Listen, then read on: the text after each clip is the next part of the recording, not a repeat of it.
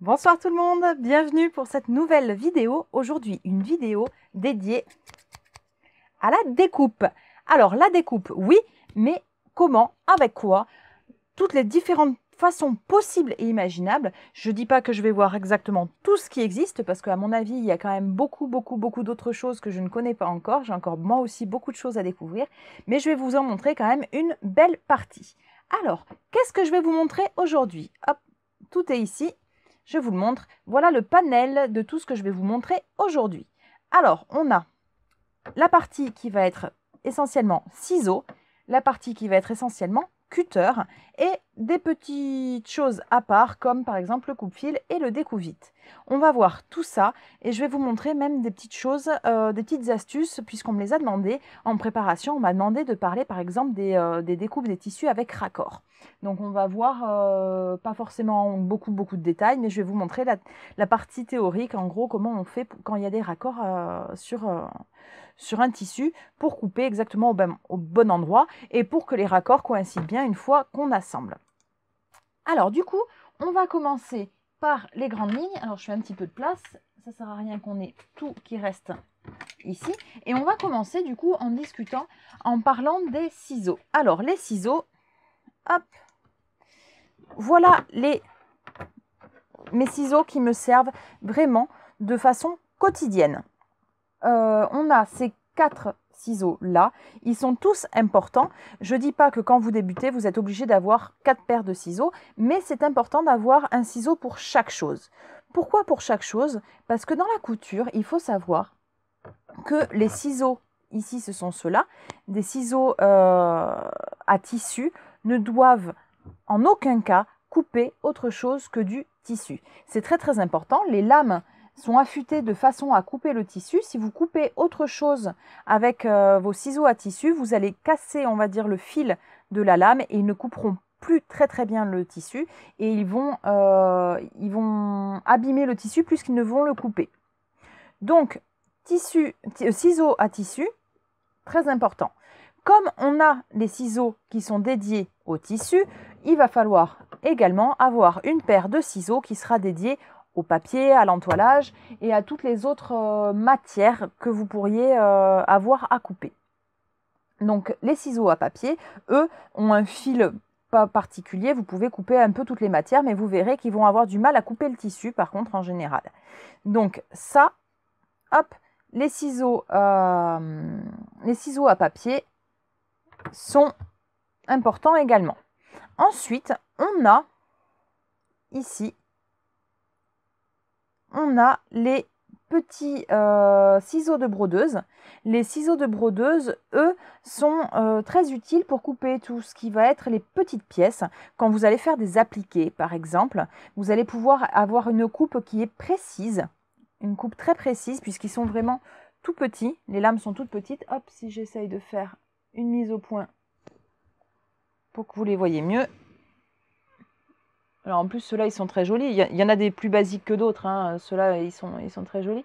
Mais voilà. Donc vous allez avoir ici des ciseaux de précision qui vont vous permettre, par exemple, de couper les appliqués, les petits tissus. Vous pouvez également couper le fil avec. Voilà. Alors, enfin, les derniers ciseaux, ça va être les ciseaux cranteurs. Donc les ciseaux cranteurs, ceux-là sont, comme le nom l'indique, ils vont être utiles pour cranter le tissu. Les ciseaux cranteurs, vous pouvez en acheter de plus ou moins bonne qualité. C'est pareil que pour les ciseaux à tissu. Je vous encourage à acheter des ciseaux cranteurs spéciaux pour le tissu et de qualité. C'est-à-dire que on va avoir des ciseaux cranteurs. J'en avais une autre paire, mais je les ai rangés tellement qu'ils coupaient mal. Les ciseaux cranteurs de mauvaise qualité vont pareil, ils vont pas faire des jolis crans sur votre tissu, ils vont l'abîmer et on perdra l'utilité du ciseau cranteur. Le vrai ciseau cranteur de qualité va couper, hop, un tissu de façon nette. Donc là, j'ai pris des petites chutes de tissu. Il va cranter de façon nette et votre tissu ne sera pas abîmé. À quoi servent les tissus cranteurs, les ciseaux cranteurs? Alors, les ciseaux cranteurs servent à découper, vous voyez ici, en crantant, comme le nom l'indique. Et ce crantage va être utile pour éviter que les tissus ne s'effilochent, premièrement. Quand c'est cranté, ça ne s'effiloche plus. Donc si vous n'avez pas de surjeteuse et que vous voulez vraiment... Je vous encourage quand même, si vous n'avez pas de surjeteuse pour finir un tissu, je vous encourage quand même à faire un petit surfilage avec la machine à coudre, un point zigzag. Mais vous pouvez très très bien faire juste un crantage au ciseau cranteur. Votre tissu n'ira pas plus loin, il restera au niveau du cran. Donc ça, c'est super utile. Également pour cranter les arrondis. Ça va vous permettre de cranter plus rapidement les arrondis. Attention à ne pas en abuser, pardon, puisque en fait, vous avez le tissu qui est quand même relativement fragilisé jusqu'à la couture. Quand vous faites le crantage au ciseau cranteur, on enlève quand même beaucoup de marge de couture. Donc, il faut l'utiliser vraiment avec parcimonie. On va éviter de trop l'utiliser. Moi, ce que je fais en général, c'est que je fais mes crans au petit ciseau de brodeuse. Hop. Ciseaux de brodeuse qui commencent à fatiguer un petit peu. D'ailleurs, je vais vous donner une petite astuce sur les ciseaux qui commencent à ne plus trop couper. Et donc, je fais mes crans comme ceci au ciseau de brodeuse jusqu'à la couture. Et j'en fais moins, du coup, je ne fais que les crans nécessaires et ça fragilisera moins le tissu que de faire tout au crantage. Le crantage va être utile vraiment pour désépaissir les tissus et ça va être aussi utile pour les grands arrondis sur des tissus relativement solides ou pour éviter le surfilage et pour éviter que vos tissus ne s'effilochent même pendant le montage en attendant de les surfiler ou pour des choses qui ne seront pas surfilées. Voilà. Alors, on va continuer. Je vous ai dit que j'allais vous donner une astuce du coup sur les ciseaux qui commencent à ne plus trop couper. Vous avez ce qui existe des aiguiseurs à ciseaux. Alors, j'en ai un ici. J'avais oublié de l'attraper. Je le fais de suite. Le voilà. Donc ici, vous avez un aiguiseur à ciseaux donc de la marque Fiskars, qui est quand même la marque de référence au niveau de la découpe. En fait, vous avez deux fentes, vous voyez dessus. Deux fentes qui correspondent aux deux lames du ciseau. Et à l'intérieur, hop, je vais essayer de vous le montrer ici en détail. Hop, une petite mise au point s'il vous plaît. Merci. Vous voyez à l'intérieur, ici, là, il y a une lame en fait, enfin une lame, une partie métallique. Et quand on vient faire ceci avec les ciseaux dedans, on coupe en fait la partie métallique. Ça aiguise. On la coupe pas vraiment, on frotte les lames dessus et ça aiguise les ciseaux. Voilà. Donc ça, c'est vachement pratique. Ce petit aiguiseur-là est vachement pratique pour aiguiser les ciseaux. Si vous n'avez pas ce genre de petit outil qui coûte quand même relativement cher, voire il y a même des aiguiseurs électriques qui, eux, coûtent vraiment un bras. Si vous n'avez pas ça, il y a une astuce qui consiste à découper du papier d'alu. Tout simplement, vous prenez des feuilles de papier d'alu, vous pliez en 3 ou 4 épaisseurs, il faut quand même que ce soit bien plié, et vous coupez, ça peut être assez long, les feuilles de papier d'alu. Quand vous allez couper vos feuilles de papier d'alu, l'aluminium est tout simplement abrasif et le côté abrasif de l'aluminium va aiguiser votre lame. Donc ça marche pour tous les ciseaux, ça marche aussi pour les cutters d'ailleurs, même si c'est quand même plus compliqué sur les cutters parce qu'on a du mal à faire beaucoup de mouvements, on va dire, avec le cutter. On va faire un tour et puis voilà. Mais en gros, le papier d'aluminium pour les ciseaux va vous permettre de prolonger un petit peu la durée de vie de vos ciseaux. Au niveau des ciseaux à tissu, ce que j'ai oublié de préciser, c'est qu'un ciseau à tissu de bonne qualité a généralement une lame en titane. La lame en titane est plus solide, plus robuste et le fil va moins se déformer au niveau de la découpe et donc il durera plus longtemps, tout simplement. Le ciseau à tissu, quand il est bien aiguisé, il doit couper de façon nette votre tissu, sans accroc, sans forcer. Et votre tissu n'est pas du tout effiloché à l'endroit de la découpe. Il est coupé de façon réellement bien nette. Quand vous avez à couper du tissu, souvent ce qu'on me demande, c'est comment couper bien droit. Alors, on va juste prendre les ciseaux à tissu, puisque c'est ceux qui nous intéressent. Quand vous voulez couper du tissu de façon bien droite, il n'y a pas de secret, il faut que votre lame soit stable. Donc, admettons, on veut couper notre tissu le long du patron. Donc là, mon patron, ce sera juste une ligne que j'ai tracée. Hop. Pour avoir la lame stable, je ne vais jamais couper mon tissu en l'air, déjà. Je vais couper mon tissu posé sur ma table. Il faut qu'il soit stable, il ne faut pas qu'il pende en dessous de ma table, mon tissu. Il va être bien posé. Et en fait, j'ai la lame inférieure de mon tissu, ici, qui est posée contre ma table. Et elle va glisser. Vous voyez, ma lame, en fait, va glisser sur la table et jamais elle ne va se soulever. Et ça va me donner, je coupe, j'ouvre et j'avance. Et je continue. Et ça va me permettre de couper bien sur mon trait. Et je vais couper de façon droite et nette, sans accroc, sans avoir de zigzags qui peuvent se former. Si je coupe en l'air, inévitablement mon tissu qui est souple va bouger et je serai incapable de couper vraiment droit, même si j'ai un petit peu plus l'habitude. Bah là, vous voyez, j'ai carrément coupé en rond. Bon, j'avais pas de trait, j'avais rien. Alors, le ciseau à tissu, on peut aussi l'aiguiser, oui, avec l'aluminium. C'est tous les ciseaux, clairement, qu'on peut aiguiser avec l'aluminium. Donc, voilà pour les petites astuces de découpe au tissu. À savoir, tout ça, là, l'aiguiseur, mes ciseaux de brodeuse également et mes ciseaux cranteurs viennent du site Ideatis. Toujours pareil, c'est toujours mes chouchous. J'aime toujours autant leurs produits. Et d'ailleurs, la plupart des choses que je vais vous montrer ce soir viennent de chez Ideatis également. On va voir maintenant, toujours au ciseau, mais l'astuce marche également au cutter. On va voir dans le cas où on a un tissu à motif et aujourd'hui on va voir les rayures.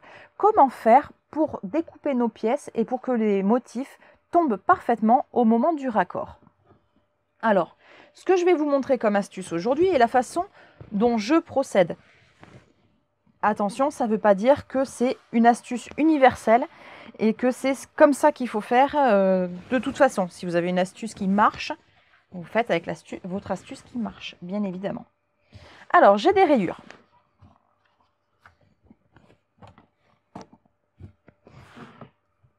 J'ai coupé ici de façon très approximative, comme un début de patron. J'avais rien de prévu dans ce tissu à rayures aujourd'hui. Donc, j'ai un début de patron. Pour faire des bons raccords, on utilise toujours un patron qui est sans marge de couture. Pourquoi sans marge? Parce que les marges se rajoutent après l'endroit de la couture et nous, on veut que le raccord tombe au niveau de la couture, tout simplement. Donc, on va reporter notre patron sur notre tissu, une première pièce.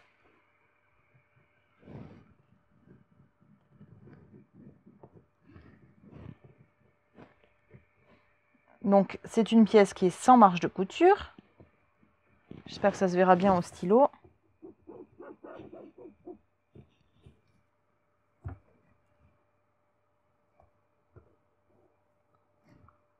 Hop, si je le bouge, ça ne va pas le faire.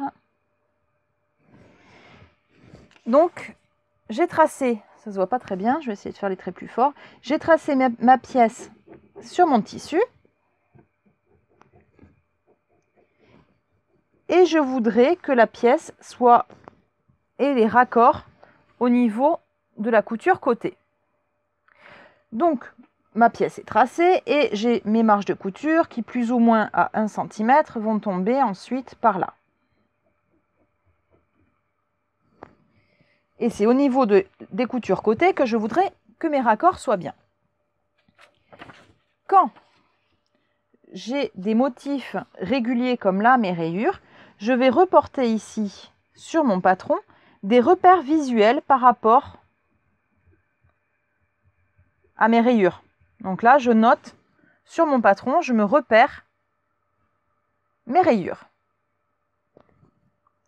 Hop. Sur mon patron, qui est ici symétrique, et s'il ne l'est pas, sur ma deuxième pièce de patron, on va dire qu'elle est symétrique. Sur ma deuxième pièce de patron, qui devrait normalement, quand ça va s'assembler et revenir, se coudre, coller ici, je vais positionner mes repères de façon à ce que ça corresponde ici aux rayures. J'ai mes petits repères visuels, j'ai juste à faire en sorte que mes repères que j'ai laissés ici correspondent. Et j'ai plus qu'à tracer ma pièce sans marge de couture toujours, de façon à ce que ça corresponde à mes repères visuels.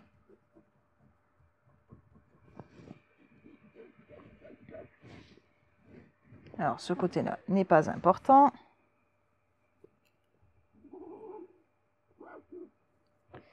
Et j'aurai donc ma pièce qui est en vis-à-vis ici, avec sa marge de couture que je rajoute ensuite derrière.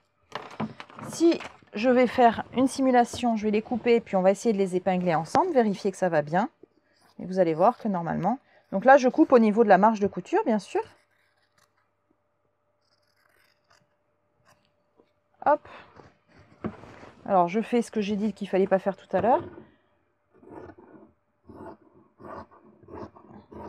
Donc on coupe bien avec la lame posée sur la table, ça permet d'aller plus vite et d'aller bien droit.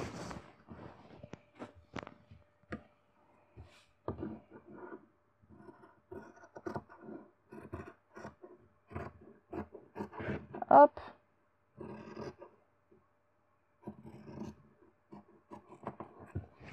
Et ici, on s'en fout un petit peu. C'est qu'une pièce de travail, une pièce test.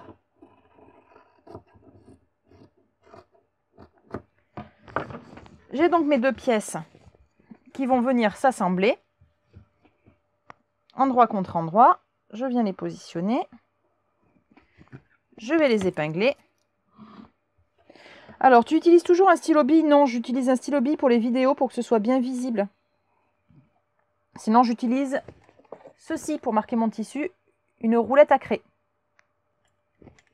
Voilà. Pour répondre à la question sur ce que j'utilise pour tracer. Le stylo bille a l'avantage de bien se voir mieux à la caméra, surtout sur ce genre de tissu-là. Donc, j'épingle mes deux tissus ensemble. Et quand j'aurai cousu, mes raccords, ici, tombent parfaitement l'un en face de l'autre. Donc, au final, vous voyez que par rapport au motif, pour faire vos raccords, il n'y a pas grande difficulté. Au final, il s'agit juste, sur votre patron, de vous mettre des repères visuels, des motifs que vous voulez qui tombent l'un face à l'autre, tout simplement. Et une fois que c'est bien noté sur votre patron, si vous arrivez à le reporter exactement de l'autre côté de la même façon, ça tombera nickel en face à face. Voilà pour la question qui était sur les raccords qu'on m'avait demandé de rajouter. Alors, mais pour les raccords carreaux, corps et manche, c'est exactement pareil. Quand tu as ta manche, quand tu as ta tête de manche, si ta tête de manche, elle est arrondie comme ceci, et tu as donc ton emmanchure qui va ressembler à ça. Il va falloir que tu choisisses à quel endroit tu veux que tes repères, que tes manches tombent vis-à-vis de ton emmanchure. Si tu veux que ça tombe à cet endroit et à cet endroit, normalement, tu as des crans de montage au niveau de ta manche.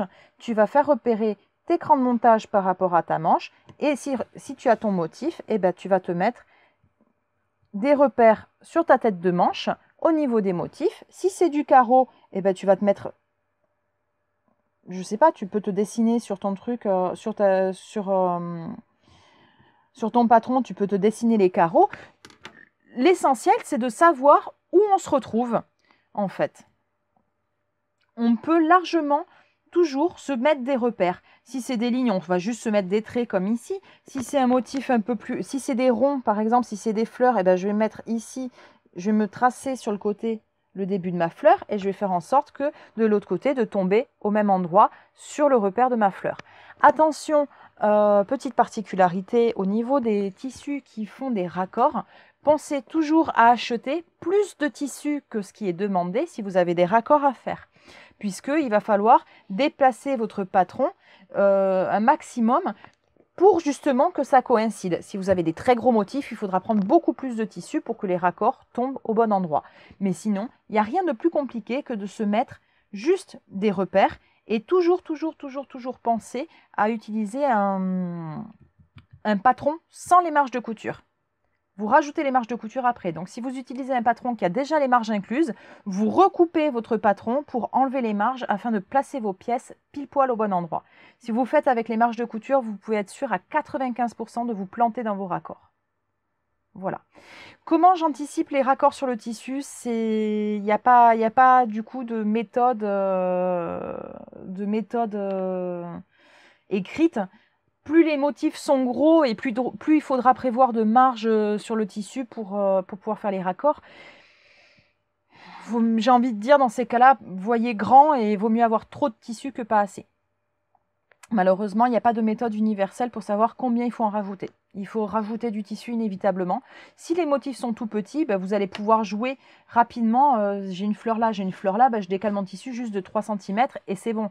Si vous avez une fleur là, il faudra décaler votre patron plus et donc il faudra prévoir plus de tissu.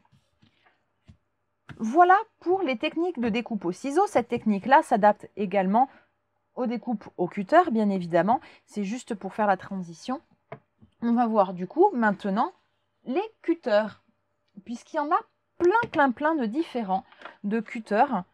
J'en ai plein à vous montrer, puisque j'ai découvert des petites merveilles justement chez Ideatis. On va partir du basique et général et on va aller ensuite vers du beaucoup plus extravagant. J'ai fait des super découvertes là récemment chez Ideatis et donc je voulais vous les montrer. Alors pour commencer, je vais vous montrer mes 2 premiers cutters que je m'étais achetés. Donc les voici, les plus courants, c'est les cutters rotatifs. Le cutter rotatif est génial dans la couture puisqu'il va vous permettre de couper des épaisseurs, plusieurs épaisseurs sans que le tissu se décale, si bien sûr ils sont bien épinglés et que vous l'utilisez correctement. Il va vous permettre de couper les grandes lignes droites de façon rapide et sans perdre de temps et sans faire d'accro non plus. Mais pour couper au cutter rotatif, il vous faut, hop, je vais passer sur la caméra ici. Hop, il vous faut, alors je vous la montre juste, il vous faut la planche à découper. Je vous la montre juste parce qu'elle a pris chaud, ma planche, et que du coup, elle est plus très droite. On va pas l'utiliser ce soir, j'en attends une nouvelle qui va bientôt arriver. Ce soir, on va utiliser sa petite sœur, la toute petite. Alors, hop, ici. Alors, la couture, la coupe au cutter rotatif. Le cutter rotatif se trouve pour les lames à tissu, généralement en petite lame de 28 mm ou la grande lame de 45 mm. Alors, question, où achètes-tu les recharges de ta roulette à craie? Chez Ideatis également. Ils ont la craie et la recharge à craie. Je trouve les deux chez eux. Donc du coup, les cutters rotatifs ont soit des lames de 28, soit des lames de 45. J'utilise en général les lames de 28 pour des petites découpes et des petites épaisseurs.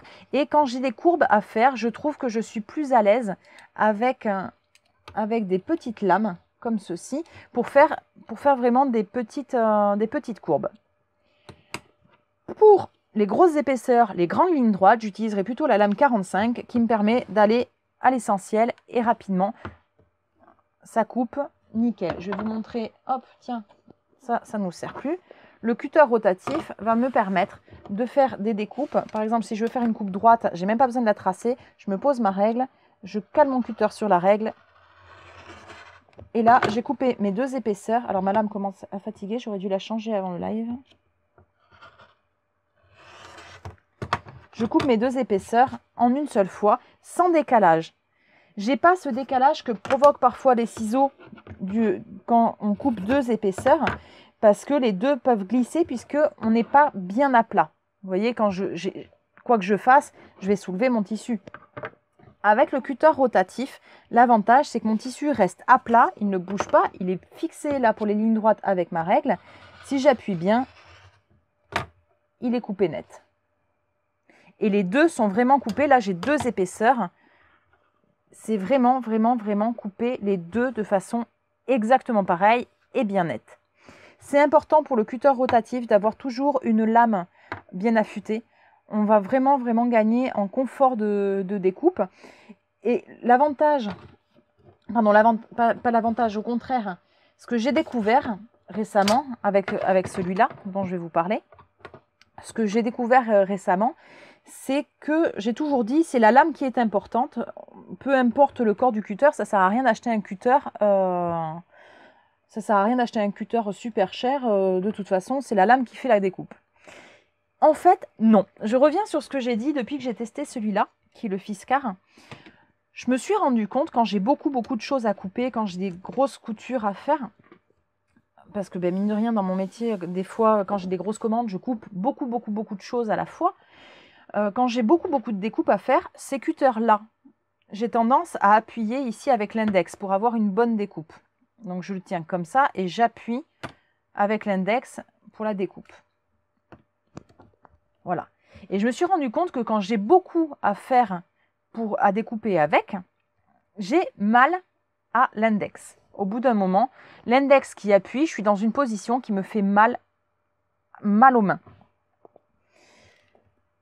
J'ai testé là depuis 2 semaines à peu près, depuis qu'ils me l'ont envoyé, depuis que j'ai commandé le cutter Fiskars. Donc j'ai commandé ce cutter là parce que sa forme, je m'interrogeais sur sa forme. Et en fait, il se tient comme ceci. On a tendance à le tenir. Donc hop, là j'ai sorti la lame et il a un petit bouton. Ça c'est le petit côté joujou, il a un petit bouton qui rétracte la lame automatiquement quand j'appuie sur le bouton. Et en fait, j'ai une prise en main sur ce cutter là qui est beaucoup plus agréable. J'ai une prise en main, je le tiens comme une poignée et je vais couper et je vais vraiment avoir une sensation de découpe beaucoup plus agréable. Quand je découpe, du coup je le tiens comme ça, hop. Alors là, il a une lame toute neuve, donc du coup, il coupe très bien, sauf si je ne prends pas dès le début. Et donc, cette position que je peux avoir avec ce cutter-là est vraiment, vraiment, vraiment beaucoup plus agréable, tout simplement. Alors, question, mais c'est pas facile d'utiliser le cutter avec les grandes pièces comme des robes, car tu peux pas mettre tout ton patron sur le tapis. Tu fais bouger ton tapis dessous. Il existe des très grands tapis. Là, celui que je vous ai montré, c'était un 60 par 45. Il existe le 60 par 90. Et mine de rien, c'est quand même vachement grand et ça permet quand même de faire la plupart des pièces. Je coupe toutes mes grandes pièces avec le tapis de découpe. En fait, il suffit on coupe et après on fait glisser dessous le tapis. Si on a une grande table, il n'y a pas de problème. Alors, autre question. Par contre, ça m'arrive d'avoir le rebord qui monte sur la règle ou la règle qui bouge quand je coupe. Là, par contre, c'est bien se positionner, bien maintenir le tout. Une fois qu'on est bien en face, hop. C'est aussi une question de bien tenir le cutter. Alors là, j'ai du mal à vous le montrer, mais bien tenir le cutter à la verticale du tissu, en fait. Si vous inclinez un petit peu la lame, effectivement, vous allez avoir tendance à bouger. Si on tient la lame bien verticale, normalement, on ne prendra pas la règle et on ne devrait pas se décaler. C'est juste un guide, la règle, en fait. Alors, est-ce que je peux couper un arrondi? Mais bien sûr, je peux couper un arrondi. Hop, il faut juste que je me trouve un bout de tissu. Je commence à plus y en avoir. Je vais le couper par contre avec le petit, l'arrondi.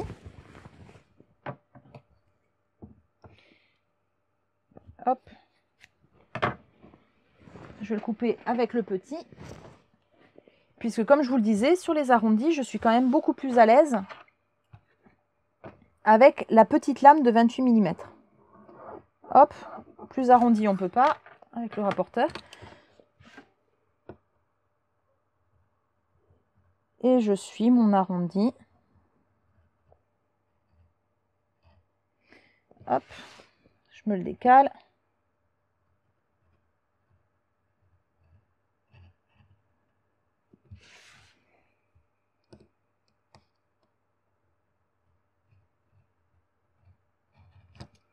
Et voilà mon arrondi de découper au cutter avec la petite lame.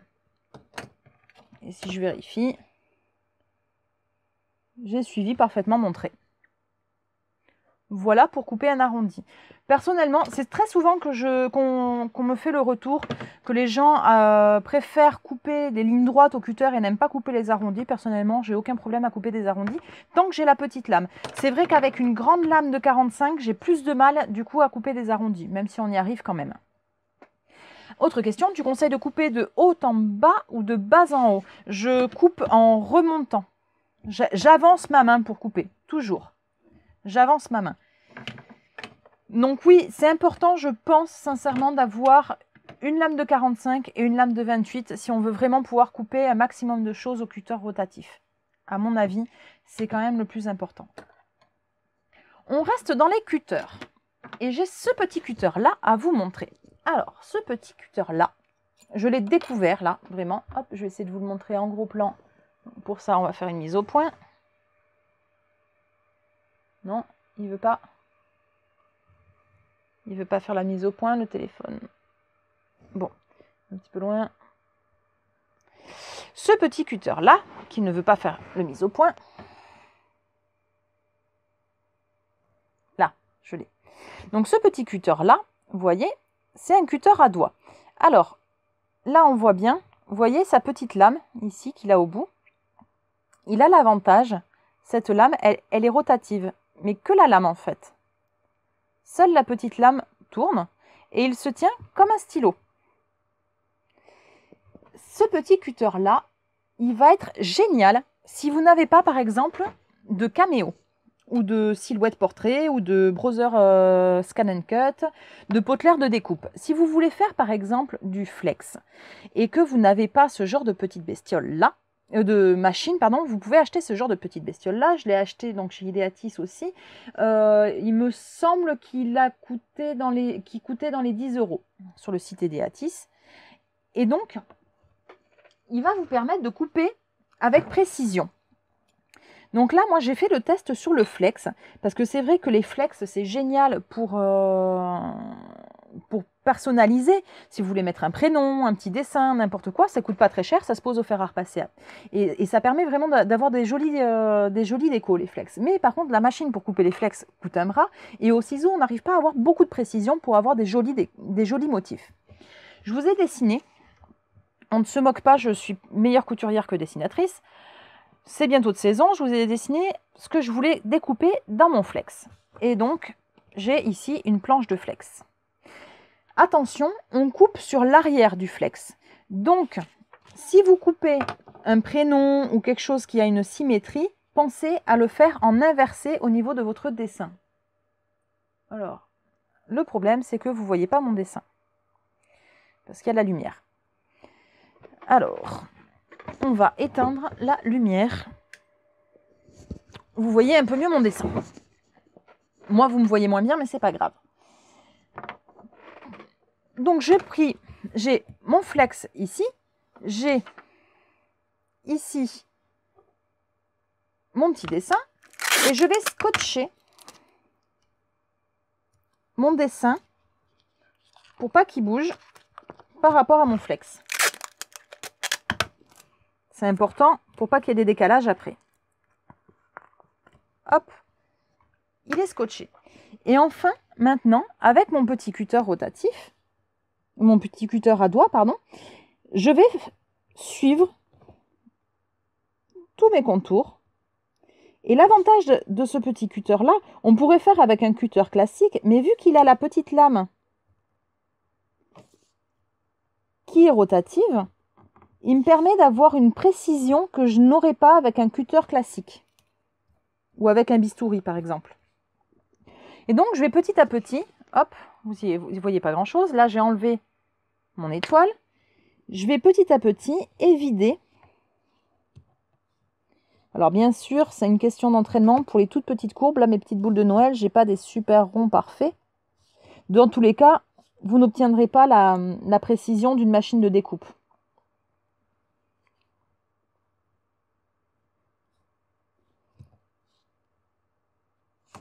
Hop. Donc, je fais tous mes motifs avec ma lame. Voilà. Alors, ça va être un peu long, on va peut-être pas tout faire. Ou alors, on le mettra en accéléré au montage.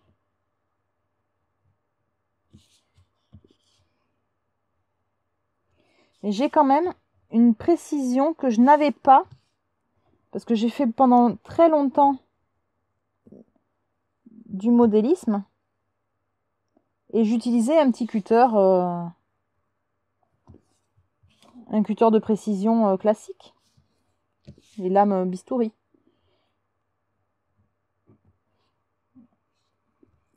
Hop. On continue. Je vais essayer de le faire le plus rapidement possible.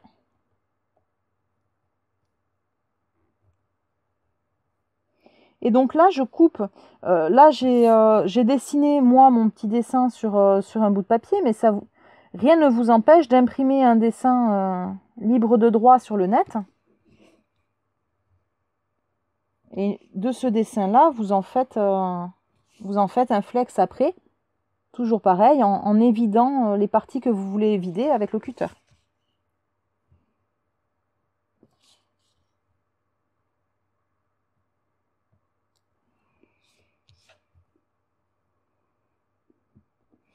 Alors, c'est pas facile de vous montrer, mais dans les courbes, c'est vraiment pratique parce que la lame suit mon tracé puisque la lame tourne au fur et à mesure que je tourne la main, en fait.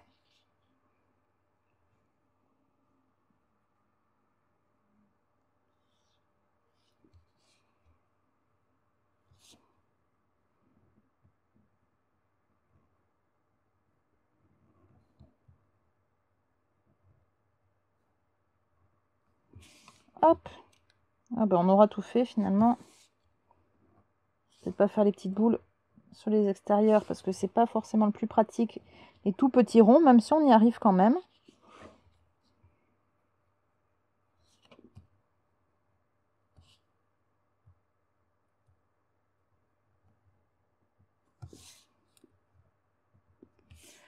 Hop, on rajoute. Allez, je vais faire celle-là.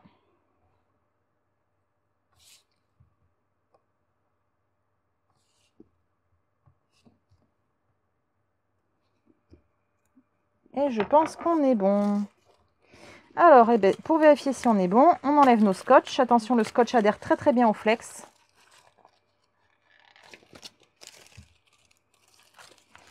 Alors oui, là, moi, je m'en sers pour le flex, mais ça peut servir pour plein d'autres choses, pour du scrapbooking, pour... enfin, c'est un peu universel. Hein. Et une fois que c'est fait, eh ben, comme le flex classique, j'ai plus qu'à prendre ma petite pince à écheniller. Et j'échenille mon flex. Alors attention, vérifiez bien que dans les coins, ça a bien découpé.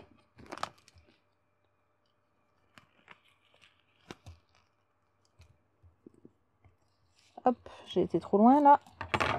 Justement, ça avait mal découpé et je me précipite un petit peu.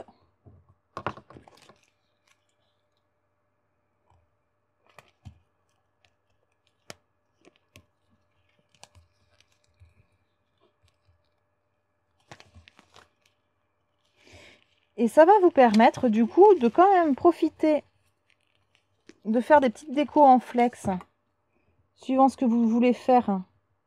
Par exemple pour les fêtes et que vous voulez juste poser 3 flex et que vous n'êtes pas sûr de vouloir investir dans une caméo.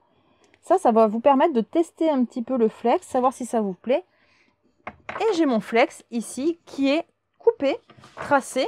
Il est toujours sur son plastique, contrairement si je l'avais coupé au ciseau et que j'aurais du coup pas pu avoir des morceaux comme ça qui sont itinérants. Et là, pour, allez, 10 € maximum, j'ai plus le prix exactement de combien je l'ai payé, enfin, combien il était chez Ideatis. Mais du coup, là, il est toujours sur son plastique. J'ai plus qu'à le poser. Donc, comme je vous disais, il est en miroir. Vu que je coupe derrière, quand je vais le poser dans ce sens-là. J'ai plus qu'à le poser au fer à repasser en protégeant mon flex d'une feuille de papier sulfurisé. Et après, j'aurai plus qu'à enlever le plastique et mon flex sera en place. Et ça vous permet d'avoir des dessins avec quand même un sacré détail avec juste ce tout petit ustensile. Voilà. Et ça vous permet d'éviter la grosse dépense d'un poteleur de découpe, comme par exemple la Cameo, qui coûte quand même très cher. Si vous n'êtes pas sûr de vouloir en acheter un poteleur de découpe, là vous pouvez déjà tester le Flex, voir si ça vous plaît. Si ça vous plaît, investissez dans le poteleur de découpe qui quand même a des possibilités assez infinies. Je vais rallumer la lumière. Hop. Et on va reprendre maintenant avec un autre cutter que je voulais vous présenter et qui est juste une découverte. Je ne savais pas du tout que ça existait, je ne savais même pas à quoi ça servait avant de le découvrir chez Ideatis. Et c'est le cutter chenille. Le cutter chenille. Alors déjà, petit avantage, il a sa petite housse. Hop. Alors question, est-ce qu'il est adapté au gaucher ce cutter? Oui, il est symétrique au niveau du doigt. Il est symétrique et la lame tourne sur elle-même, donc elle n'est pas orientée droite-gauche. Donc je suis absolument pas gauchère, mais par contre je l'ai très bien en main avec la main gauche également. Le cutter chenille. Le cutter chenille, qu'est-ce que c'est? À quoi ça sert? C'est la grosse question que je me suis posée quand je l'ai découvert. Et en fait, le cutter chenille, je vais vous montrer sur hop, la miniature du petit fascicule qui va avec.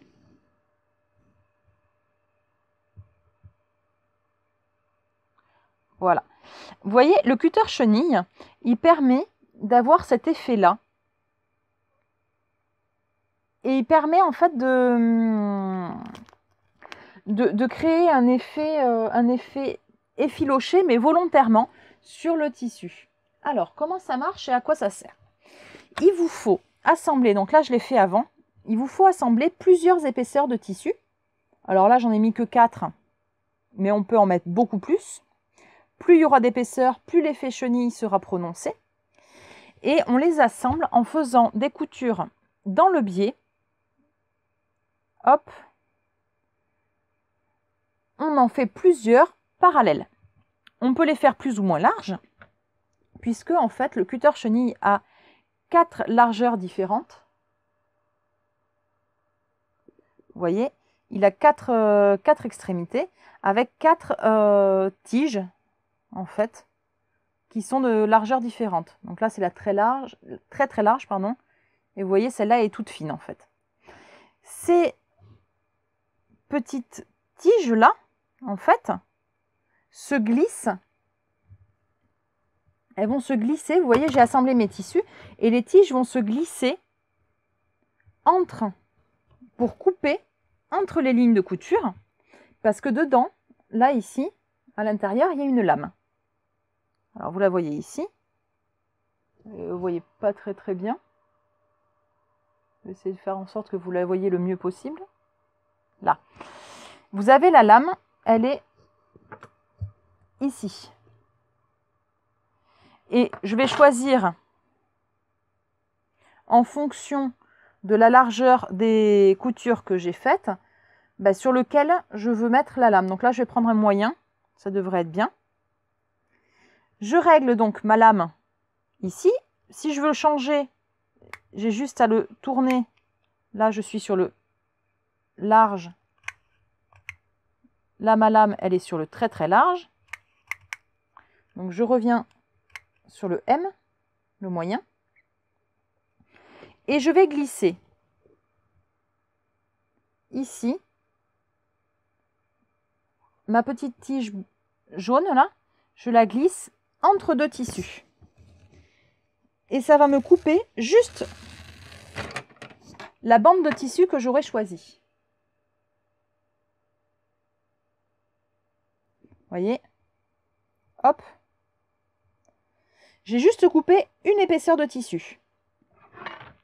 J'ai coupé la première. Je peux couper la deuxième et la troisième. On laisse la dernière, toujours. La dernière, on ne la coupe pas. Donc là, j'ai coupé la deuxième et on va couper la troisième et on laisse celle du bas qui, elle, sert de support. Et ensuite, il va s'agir d'effilocher en fait. Alors normalement, on le fait en grattant ou en passant directement le tissu à la machine, ça suffit aussi.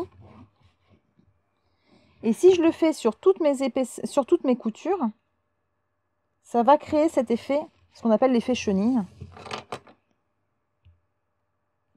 Hop, j'en ai pris 2 à la fois, tant mieux. Voilà. Et après, il suffit de jouer. Il suffit de jouer sur les épaisseurs de tissu, mettre des tissus différents pour jouer sur les effets de couleur. Alors non, ça ne sert pas à couper le biais, ça sert juste à faire un effet déco qui servira après en tant que tissu, en tant que tel. Le but, c'est que ça s'effiloche, donc on ne va pas le surjeter. Le but, c'est qu'on effiloche justement volontairement les tissus pour avoir ce rendu un petit peu particulier. Ce rendu, ça vous donne une nouvelle texture en fait. Enfin, c'est assez difficile à vous expliquer. Après, on peut en faire une trousse par exemple de ce tissu qu'on aura fait en chenille.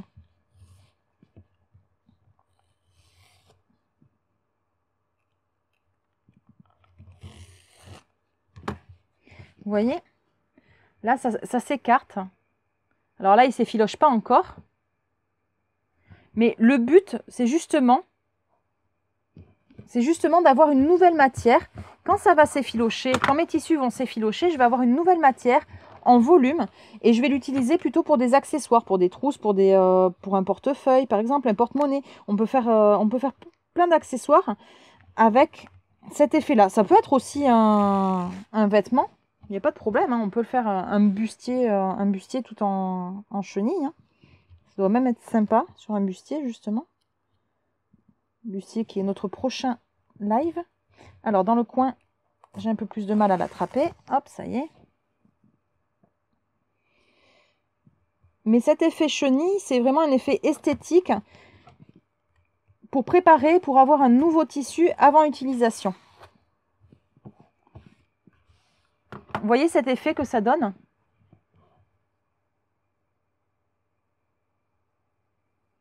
Et si je les filoche vraiment bien, alors là j'ai un peu de mal à les filocher, hein. Le mieux c'est encore de le passer à la machine à laver. Vous avez toutes les épaisseurs de tissu qui vont se mélanger au niveau de là où ça s'effiloche. Ça va se mélanger et ça va donner vraiment une nouvelle dimension. Oui, on peut aussi mettre ça au niveau des genoux d'un pantalon. Après vous en faites une pièce ovale et ça donne un... C'est vraiment pour donner un côté esthétique au tissu. Voilà pour le cutter chenille. Il n'y a pas grand chose à en dire de plus. C'est vraiment pour... Ça permet de créer une nouvelle matière. Une matière qui est propre à cet effet-là. Je pense me tenter une trousse en effet chenille après avoir lavé mon tissu. Et ça se fait toujours dans le biais, bien évidemment. Pour que ça s'effiloche et que ça s'arrête à la couture. Hop, ici, j'arrive pas à le prendre. Oui, voilà, je cherchais le nom. Ça fait un style froufrou, effectivement. Ça fait un style froufrou. Et comme je vous disais, là, on n'est pas du tout... le tissu n'est pas du tout encore effiloché. Mais après le passage en machine, j'ai pas l'exemple que j'avais passé à la machine, je ne l'ai pas sous la main. J'ai dû l'abandonner quelque part, je sais pas où il est. Mais je sais pas si ça rend bien, aussi bien à la caméra qu'en vrai. Mais vous voyez, j'ai mis un vert tout au fond et du coup, suivant les reflets, suivant les mouvements du tissu, suivant comment il bouge, on peut apercevoir le vert au fond et jouer vraiment avec les matières. Et vraiment, si ça s'effiloche bien, ça donne vraiment... Personnellement, c'est vraiment un rendu que j'apprécie. Même un coussin. Ça peut être sympa sur un coussin, juste comme ça en plein milieu. Un coussin... Là, si j'assemble le reste et que je laisse juste mon effet chenille au milieu, ça peut être vachement sympa. Donc voilà pour le cutter chenille et voilà pour tous les cutters, on a fait le tour. Il ne me reste plus que 2 petits outils que la plupart d'entre vous connaissent, mais je voulais quand même en parler puisqu'on est sur un spécial découpe. Le premier outil que toute bonne couturière déteste et adore en même temps, le découvite.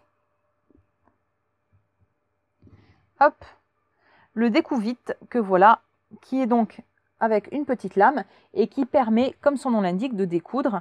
Avec la petite lame, il suffit juste de passer entre la lame, entre les 2 tissus au niveau de la couture et on glisse le découvite et on découd comme ça, petit à petit, notre couture.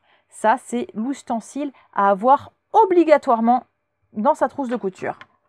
Et enfin, un autre ustensile qui n'est pas forcément connu, c'est le coupe-fil. Alors le coupe-fil, personnellement, c'est mon meilleur allié.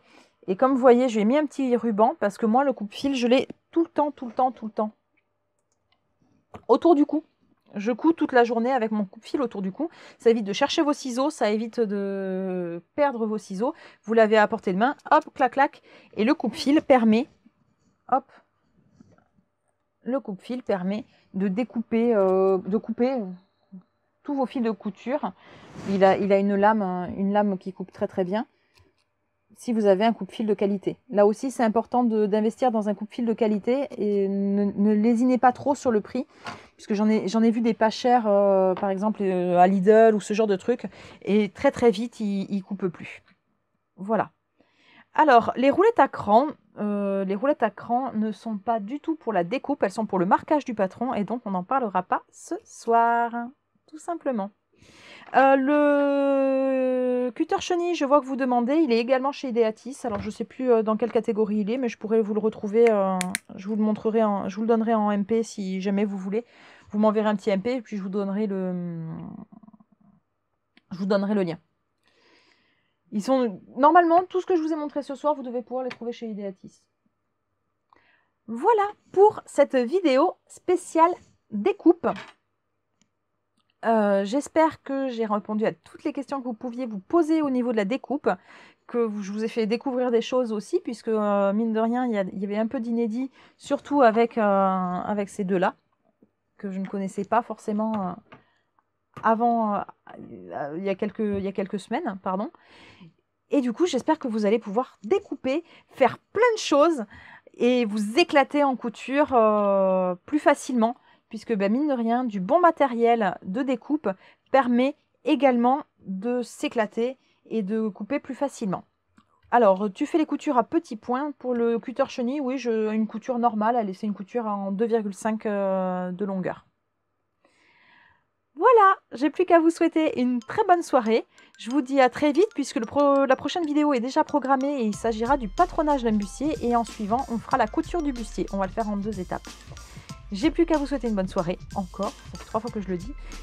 Et je vous dis à très bientôt. Bonne soirée!